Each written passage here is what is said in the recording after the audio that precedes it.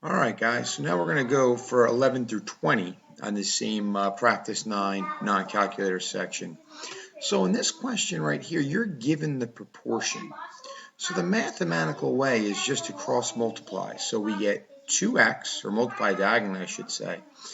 So we get our 2x here, and then 2x times x minus 3, which when you distribute becomes 2x squared minus 6x equals 2x. Now, one of the things you need to be aware of is whenever you have an x squared and an x in a problem, and you can't eliminate them, at some point you're going to have to factor. So before we factor, we've got to get it set equal to 0. So 2x squared minus 6x equals 2x. We subtract 2x on both sides, and we're left with 2x squared minus 8x equals 0. Now, sometimes factoring is literally just taking a GCF out. We take a 2x out, and we're left with x minus 4, and we set both terms equal to 0. 2x equals 0, and x minus 4 equals 0. So my two x's are 0 and 4. So there's our answer B. The other thing you could do if you're really not sure what to do is you can just plug the numbers in. 0 over 0 minus 3 is 0. 2 times 0 and 0 over 2 is 0. So 0 equals 0. 0 is an answer. So now we just try 2 and 4. If you put 2 in here, you end up with a negative 1 equals 1. That's no good. But if you plug 4 in here, you end up with 4 equals 4, which is good. So therefore, your answer is B. The idea here is to get the answer any way you can. The mathematical way, cross multiplying or diagonally multiplying across the equal sign. But if you're stuck on the test, this is a case where you can plug answers in and find the correct answer. Now the next one is interesting because there's no equal sign. Whenever you have a denominator or a fraction, you need to get a common denominator before you can add two things. Now what I'm going to do is I'm going to put the 5 over 1 right here. We should all know that every number has an assumed 1 as a denominator, and then obviously the 2x plus 1 is our denominator here. To include this denominator down here, though, I need to force it in, and I force it in as a term of 1. So I write 2x plus 1 over 2x plus 1. So therefore, in this fraction right here, 5 times 2x and 5 times 1, we get 10x plus 5 over the 1 times 2x plus 1, so we get 2x plus 1. Whenever adding and subtracting fractions, if you don't have common denominators, you got to get them. So in this case, by multiplying the right side by 2x plus 1 over 2x plus 1, I manipulate the expression so I have common denominators. And then I just add the numerators and keep the common denominator. 10x plus 5 plus 1 is 10x plus 6, and that's over 2x plus 1. The other thing I can do here is I can literally put a number in for x. If you plug 0 in for x, you get 6. Where else can you plug 0 in for x and get 6? Well, you would get it in B and in D if you plug 0 in for x. So now we got to try one more number. Let's try and plug 1 in for x. And here we would get 1 over 3 plus 5 is 5 1/3. When I plug 1 in for x here, I get 8 over 3. Well, that's not 5 1/3. But when I plug in 1 in for x here, I get 16 over 3, which is 5 1/3. So my answer would be D. It's always better to do it the mathematical way, but you can steal an answer by plugging in a number for x here and then plugging in that same number in the answers and figure out which one is equal.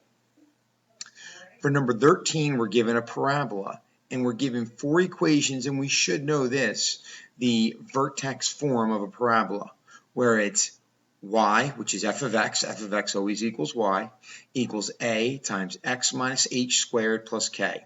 So if my vertex is 3, 1, that means a negative 3 plus 1 goes here. So my answer's either got to be A or C. Right away I can eliminate B or D. So we're between A and C. Now they give you 2 other points. Plug one of them in and see which one works. It doesn't matter which one you plug in because every point on this parabola should make the statement true. If I plug 0.45 in, my 5 goes for f of x, which is y, and my 4 goes for x. 4 minus 3 is 1, 1 squared is 1, 1 times 4 is 4, and 4 plus 1 gives me my 5. So 4, 5 makes this true. If I plugged it in here, I would get 4 minus 3 is 1, 1 squared is 1, plus 1 is 2, and 2 doesn't equal 5, so C would be no good. So my answer here is A. Number 14, I'm just graphing the equations and then shading. This is an easy one to graph. I have a y-intercept of 2, I'm going up 1 over 1, up 1 over 1. And here I have to solve for my y to get my equation. When I solve for my y, I get negative 2/3 x plus 2. So my y-intercept of 2 and negative 2/3 means up 2, left 3. Or down 2, right 3. And if you notice, I get both the same lines in all 4 questions. So now it comes down to shading. Always plug in point 0, 0. 0 is greater than 0 plus 2. That's not true, so we need to shade away from the 0, 0 for y is greater than x plus 2. So this answer here is no good. We need to shade away from the 0, 0. This potentially can be an answer, okay? And this one could potentially be an answer. So it's now between B and C. So now I put in here, 2 times 0 plus 3 times 0 is 0. 0 is less than 6. That's a true statement.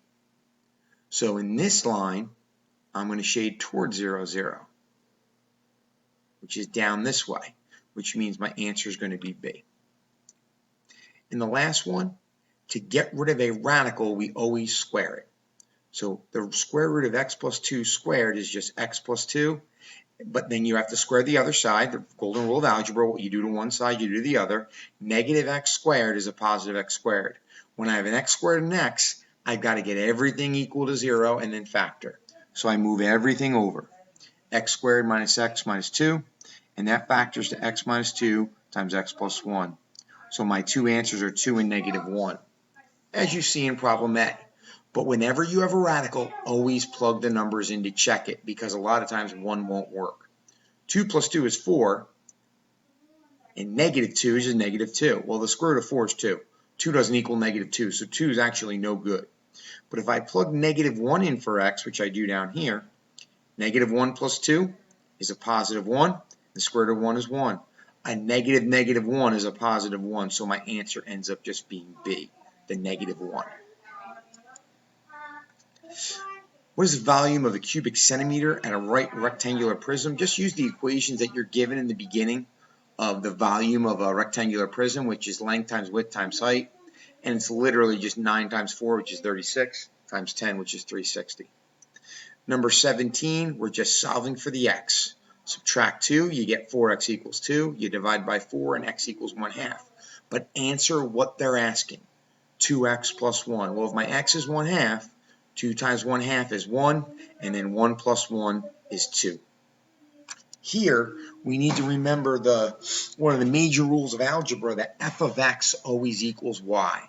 So the maximum value of this graph of y is positive 2. This is the highest point, whether I'm here, here, or here. The highest point on the y-axis of this graph is 2, or just the highest y-coordinate. It doesn't even have to be the y-axis. The x doesn't really matter here. We're just worried about what's the highest possible y, which is 2. Well, if the highest possible y is 2, the highest value for g of x is going to be 8. Because the highest possible value of f of x is equal to 2. Because f of x equals y, and the highest value of y is 2, therefore it's just 2 plus 6, and my maximum value is g of x equals 8. For number 19, involves knowing our trig, sine, cosine, and tangent. If we have triangle PQR, which is a right triangle, I know angle P and angle R are the non-right angles. If the sine of R, which is right here, is 4 over 5, opposite over adjacent, 4 over 5. Now I need to get my QR. So with the Pythagorean theorem, 4 squared plus QR squared has to equal my hypotenuse of 5 squared. 16 plus QR squared equals 25. QR squared equals 9. And the square root of both of them is 3. So my QR is 3. Then the tangent of P is opposite over adjacent, which is 3/4. So my answer is 3/4. To do this problem, we really need to know our sine, cosine, tangent. Sine being opposite over hypotenuse. Opposite over hypotenuse. Cosine, which isn't in this problem, but we should know it anyway, is adjacent over hypotenuse. And then tangent is opposite over adjacent. And for P, sine of P would be opposite over hypotenuse. Cosine of P would be adjacent over hypotenuse, and then tangent of P, opposite over adjacent. And then our last one, number 20, we're told that the line is perpendicular. which means our line has to have a slope that is opposite reciprocal. The line given slope is up 2, left 1. So that's a slope of negative 2 over 1. The opposite reciprocal is 1/2. So we're given 1/2 and it goes through 0.13. So I plug 1/2 in for my slope and I plug 0.13 in, 1 for x and 3 for y, and I solve for my b. 1 times 1/2 is 1/2. We subtract 1/2 on both sides, and my b is 5/2. So my g of x equation is 1/2 x plus 5/2. When they want to know what the value of g of 0 is, that just means we're plugging 0 in for x. 1/2 times 0 is 0, plus 5/2 is 5/2. So the g of 0 is equal to 5/2. And that's how you do the last problem.